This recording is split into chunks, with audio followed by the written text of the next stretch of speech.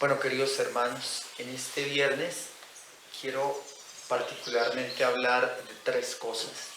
La primera, con respecto al libro de la sabiduría, y tiene mucho que ver con el sentido del sufrimiento. Incluso el responsorio del Salmo dice: el Señor está cerca de los atribulados. Y aparentemente, leyendo un poquito más en el contexto de la sabiduría, es como si ser justo realmente fuese un castigo. Y en muchos momentos, muchos de nosotros hemos vivido situaciones, enfermedades, problemas, realidades bien complejas, y muchos, incluso que no tienen una experiencia de fe, nos preguntan: ¿y acaso usted que se la pasa rezando y mire su esposo enfermo, mire su hijo muriéndose, mire que esto, mire que aquello, y entonces usted para qué reza? Y a veces nosotros pensamos que las oraciones se tienen que manifestar en salud, en prosperidad, ausencia de problemas, etcétera, etcétera. Y allí nosotros empezamos a perder completamente lo que es el sentido de la cruz. El Señor está cerca de los atribulados. Pero entonces, ¿qué sentido tiene la tribulación si no se realiza en Dios? ¿Para qué se sufre? ¿Para qué se sufre si no se sufre en Dios? Yo puedo sufrir y renegar. Yo puedo tener una enfermedad y renegar. Entonces, ¿qué sentido tiene? ¿Qué le presentamos a Dios? Si el sentido del sufrimiento humano es precisamente el sentido salvífico de la cruz. Un sufrimiento que no se une a la pasión de Cristo no tiene sentido para un cristiano. Y no es salvífico. No tiene un sentido de purificación. ¿Qué se ofrece? Simplemente mis quejas, simplemente mi indisposición. ¿Y entonces qué ofrecemos? Miren que la tribulación es una oportunidad que se nos da de sentir el amor de la cruz, de sentir el amor de la cruz de Cristo. Y si Jesucristo, que era Dios, pasó por la cruz, de ahí para adelante todos tenemos que pasar por la cruz. Pero cuando la cruz no se asume con amor, nos enseña el Señor en la espiritualidad, pesa, se convierte en una carga. Y nosotros, la mayoría de nosotros, renegamos de la cruz. De hecho, tanto así que en muchos momentos el sentido del sacramento de la confesión se convierte, le podemos quitar al confesionario el nombre de confesionario y colocar quejas y reclamos. Todo el mundo llega a quejarse de su esposo, a quejarse de sus hijos, a quejarse de sus nietos, a quejarse de todo el mundo. ¿Por qué? Porque perdemos el sentido de la cruz. Y díganme una cosa, Jesús a los que más amó, los tuvo más cerquita de la cruz, Juan y María. ¿Quiénes estuvieron al pie de la cruz? Juan y María. Y entonces, ¿por qué nosotros nos quejamos tanto frente a eso? ¿Por qué nosotros vivimos renegando sobre el verdadero sentido de la cruz? Y cada uno de los momentos me debe llevar a la salvación de mi alma. Todo lo que yo viva tiene que entenderse en clave de Dios. Porque si la vida cristiana no se vive en función de Dios, es una vida desperdiciada. Es una vida que no tiene sentido. Entonces, ¿para qué se vive? Seríamos como animales. Nace, crece, se reproduce y se acabó. Y entonces, una vida sin sentido.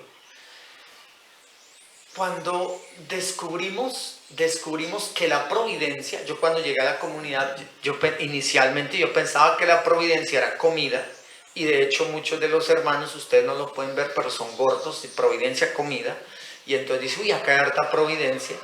Entonces, no, la providencia no es solamente comida, la providencia va mucho más allá. Dios provee incluso lo que yo tenga que vivir, incluso el hermano que me cuesta, Dios lo provee. ¿Para qué? Para que yo me sane, para que yo me limpie, para que yo me purifique, para que yo crezca como ser humano. Entonces, Muchos podemos pensar que Dios se equivocó cuando me llamó, muchos podemos pensar que Dios se equivocó con el esposo, con la esposa que le tocó, o hasta de pronto con los hijos. Pero Dios no se equivoca. Entonces es ver que la providencia implica que cada situación que yo vivo tiene un propósito en Dios. Cada situación. Nada se da por azar, porque si las cosas se dan por azar, Dios sería un tirano que abandonó al hombre a simplemente a una libre voluntad. No. Dios no solamente crea al hombre, sino que lo acompaña y lo sostiene. Si Dios no sostiene y acompaña al hombre, entonces la vida del hombre sería miserable, como dice el libro de la sabiduría, por ahí en el capítulo 2, pero en el versículo 1 y 2. Entonces, no, tiene todo un sentido. Y desde allí, nosotros tenemos que entender ya el segundo punto del que quiero hablar, y es la prudencia. Miren que Jesús es Dios. Y Jesús, siendo Dios, lo querían matar, ¿y qué hizo? Exactamente, se fue a predicar a la Galilea. Es decir, dejó Judea y se fue para Galilea, y allá lo podía hacer libremente. ¿Por qué? Porque Jesús fue prudente. Y la prudencia es una característica muy propia de los santos. Hemos caído a veces en un puritanismo que nos convierte en imprudentes. Yo me he topado aquí en el pueblo incluso mucha gente que dice: Padrecito, yo me voy a la adoración perpetua a las 2 de la mañana solita. Y pues ya el pueblo no está para andar solito a las 2 de la mañana. Y la abuelita no le dice: mamita, no salgas sola. Tranquilo, padre, que a mí me cuidan los ángeles y la virgencita. A nosotros también, pero hay que ser prudente. Era Dios. Jesús es Dios. Y sin embargo, fue prudente. Jesús hubiese podido llamar todo un ejército de ángeles y nada le habría pasado. San José habría podido pensar: ¿qué le puede pasar al muchachito? Igual todavía tiene una misión, o sea que Dios no va a permitir que le pase nada. ¿Y qué hizo San José? Dice el Evangelio de Mateo: tomó al niño, a su madre, y se fue para Egipto. ¿Por qué? Porque había peligro. Entonces, ¿eso qué implica? Que nosotros tenemos que tener fe, pero ser prudentes. Prudentes. Sí, tenemos fe. Y la gracia nos ayuda. Pero no por eso nos va a dejar dar enfermedades. Entonces, porque yo tengo fe o porque soy sacerdote, mire esto aquí, el coronavirus no pasa esto. Claro que sí, es la prudencia. Si Jesucristo, siendo Dios, asumió toda la debilidad humana, nosotros la vivimos en plenitud. Y cuando Jesucristo asumió toda la debilidad humana, asumió el dolor, asumió la enfermedad. Y miren lo hermoso precisamente del sentido, de este sentido, asumir toda nuestra humanidad. Y tal vez algunos de ustedes no saben o no se imaginan, o muchos creen al contrario: ay, es que ustedes entran allá a una comunidad religiosa y les deja de dar enfermedades, ya no les pasa. Todo lo contrario. Si no, miren las monjas.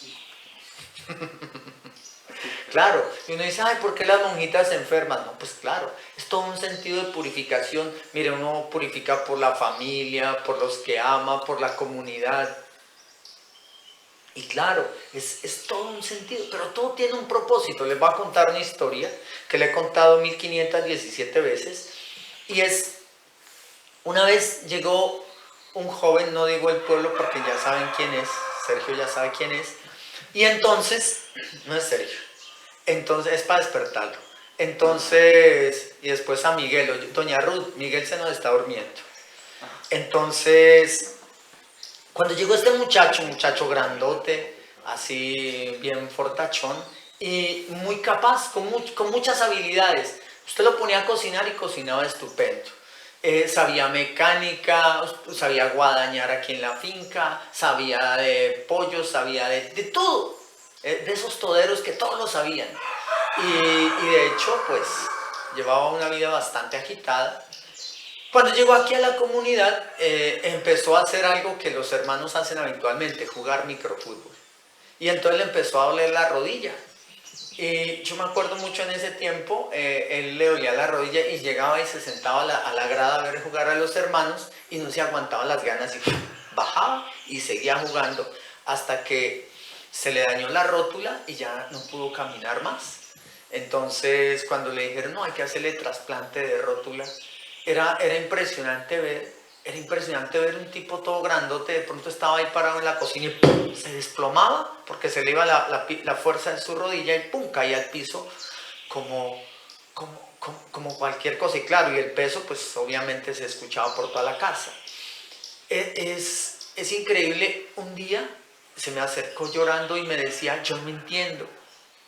Yo cuando estaba afuera, yo hacía, deshacía, iba, venía. Y ahora que le digo sí a Dios, me empiezo a enfermar. ¿Acaso no debería ser al contrario? Y miren, fue tan impresionante porque yo le dije, oiga, venga. Lo llamé y le dije, ¿usted ya sabe por qué se enfermó de su rodilla? Y él me dijo, no. Le dije, órelo y pregúntele a Dios usted por qué se enfermó. Pasó mucho tiempo, como unas 2, 3 semanas, y le volví a preguntar. Y él, ¿ya le preguntó? Me dijo, ya le pregunté, pero es que él no me contesta. A veces Dios nos contesta, pero nos hacemos los sordos.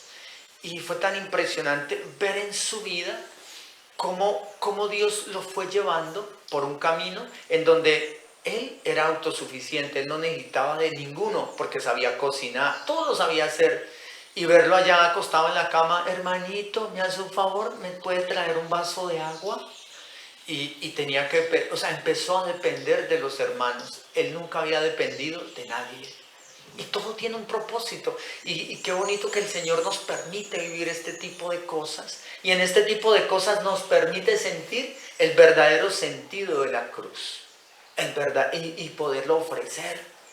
La mayoría de los santos tuvieron tribulaciones. O dígame qué santo se hizo santo en un jacuzzi. Bueno, un sauna. Los santos se hicieron santos fue en la cruz de Cristo. Entonces, desde allí nosotros empezamos a vivir y experimentar la prudencia, como dice la novena de Navidad, la prudencia que hace verdaderos sabios. Y por último, quiero hablarles de algo y es dejar de vivir los cadáveres. Nosotros, los seres humanos, tenemos una condición muy natural y equivocada y es querer quedarme viviendo el pasado o vivir un futuro que aún todavía no llega y dejo de vivir y disfrutar el presente. Una vez se acercó una jovencita y me decía, padre, es que ya voy a cumplir 30 años y no tengo marido. Y entonces, claro, las mujeres cuando llegan a los 30 años, ustedes saben que esta sociedad le hace bullying. Ay, mi hijita la dejó el bus. Y entonces eso empieza la crisis de la mujer. Ay, 30 años y no me caso. Y entonces, claro, ya empieza, ay, no tengo hijos. Y la mujer, si a los 30 años ni se ha casado ni tiene hijos, entra en crisis. Entonces, claro, ella en esa angustia no disfrutaba su momento. Yo le dije, venga, espere, cálmese. Haga cosas que usted en un tiempo no va a poder hacer. Es decir, salga con sus amigas, vaya al cine, lea un libro.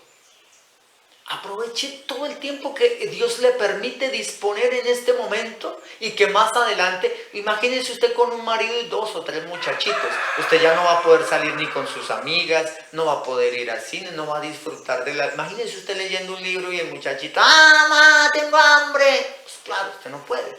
Entonces, desde allí, usted tiene que aprender a disfrutar y a vivir el momento, o sea, el hoy, el ahora. Y este ahora que Dios nos permite es un momento de reflexión.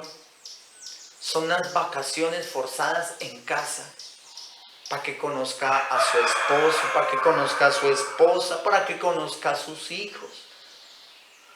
Miren que cuando es muy difícil, es muy difícil vivir este tipo de experiencias. Una vez hace muchos años, hace como unos 18 años, yo estaba de misión en una vereda aquí del pueblo, en Restrepo Meta, Y era una montaña tan impresionante que el señor, digamos, era una vereda pobre, pero el señor era como el rico de la vereda, tenía televisor. Y entonces nosotros nos quedamos pues en muchas casas, incluso pues era una vereda tan pobre que me recuerdo que una vez con el hermanito con el que íbamos de misión nos quedamos en una casa de 2 ancianos. Y los ancianos, yo me di cuenta que el abuelito se subió por allá sin cara y empezó a bajar un poco de ropa y sacó el tesoro para compartirlo con nosotros. ¿Saben qué sacó? Una lata de sardinas. Dijo, hermanito, hoy vamos a destaparla. Y sacó su latica imagínense lo pobre que era la vereda. Yo me sentí muy feliz porque él estaba compartiendo eso que había guardado tanto tiempo, la lata de sardinas. Esa era la vereda. Y entonces un día nos tocó irnos a quedar donde él y fue algo muy interesante porque él, pues un campesino, llegó del campo, tenía una hija de más o menos 5 años en esa época y me impresionó mucho la escena que vi. Yo estaba sentado y él llegó del campo y saludó, dijo, buenas. La niña apenas escuchó la voz de su papá, salió como una bala, corriendo y como a 2 metros de distancia pegó el salto y se abalanzó sobre su papá y su papá la recibió y empezó a besarla y abrazarla y la besaba y la besaba y la niña lo abrazaba y lo besaba y papito, papito, lo quiero mucho. Yo me quedé contemplando esa escena, y me conmovió el corazón. Cuando contemplé esa escena, después de que el Señor reaccionó y se dio cuenta que yo estaba ahí, como que sintió vergüenza, así somos nosotros, sentimos vergüenza de hacer el bien. Él sintió vergüenza, puso la niña en el suelo y yo lo saludé, casi digo el nombre, don fulanito, ¿cómo está? Y entonces él me saludó y me dijo, hermanito, bienvenido a mi casa. Y entonces yo le hice una pregunta, le dije, don fulano, ¿usted tiene televisor? Y ¿saben qué? Él sintió vergüenza y me dijo, no, hermanito, yo no tengo televisor. Lo que pasa es que sí lo tengo, pero en este momento está dañado y tuve que llevarlo al pueblo a que lo arreglaran. Yo en ese momento le dije, ¿quiere que le dé un consejo? Déjelo allá en el pueblo. Eso que acaba de hacer usted, si el televisor hubiese estado ahí, la niña no hubiera salido corriendo a saludarlo. Adivinen qué habría estado haciendo la niña. Con los ojos cuadrados de ver televisión y seguramente no habría salido a saludarlo. ¿Eso qué implica? Que este es un momento en el que disfrutamos de algo muy especial. Disfrutamos los que tenemos. La mayoría de nosotros, dice el Papa Juan Pablo II en su encíclica El Redentor del Hombre, le tenemos miedo al silencio. Le tenemos miedo a encontrarnos con nosotros mismos. ¿Y por qué? Porque conocemos que somos frágiles y descubrir mi miseria me asusta. Pero ¿cuál es el problema si eso somos? Somos un mar de debilidad, un mar de pecado. Pero ¿cuál es el problema? Eso somos y eso es lo que le presentamos a Dios. Una oportunidad de estar en familia, una oportunidad de amarnos que quizás no la volvamos a tener nunca. Aprovechémosla, disfrutémosla, amémonos. Miren que ustedes no se imaginan la cantidad de personas que llegan a un confesionario cada viernes aquí a la casa donde confesamos los viernes y con vacíos con su propia familia, con rabia hacia papá, hacia mamá, y básicamente ¿saben por qué? Y mucha gente dice, pero yo siempre tuve a mi papá ahí en la casa, mi papá fue buen papá, él trabajaba, en mi casa nunca hizo falta ni la comida ni el vestido. ¿Saben qué hizo falta? Un papá. Hubo un cajero automático, hubo un proveedor de mercado, pero no hubo un papá. Un papá que se sentara con sus hijos, un papá que se sentara a dibujar, un papá que se sentara a hacer las tareas, un papá que se ensuciara las manos de plastilina. O sea, eso hacía falta, un papá que ame, que abrace, un papá que haga sentir que realmente ama. Y eso es fundamental. Este es un tiempo privilegiado, este es un tiempo que Dios nos regala. Nosotros tenemos que entender que Dios es tan bueno que de cosas malas saca cosas buenas. No viva pensando en qué va a hacer usted después del 13 de abril. No. Viva pensando qué voy a hacer hoy para hacer feliz a mi familia, aquí, con lo que tengo y donde estoy. Solamente eso. Disfrute y aproveche este momento. Así como nosotros aquí en Comunidad Religiosa, cada día disfrutamos el día. Nos gozamos de cosas muy simples y muy pequeñas.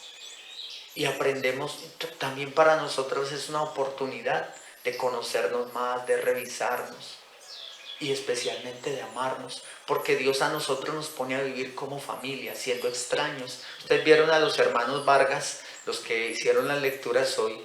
Ellos no se conocían, ahora son hermanos y coinciden con el apellido y con el lugar de origen. Entonces, hoy en día, un extraño es mi hermano. Un extraño es mi hijo. ¿Cuánto más ustedes que están en su casa con la sangre de su propia sangre? Dios los bendiga y aprovechemos lo que tenemos y lo que Dios nos permite vivir. Ave María Purísima.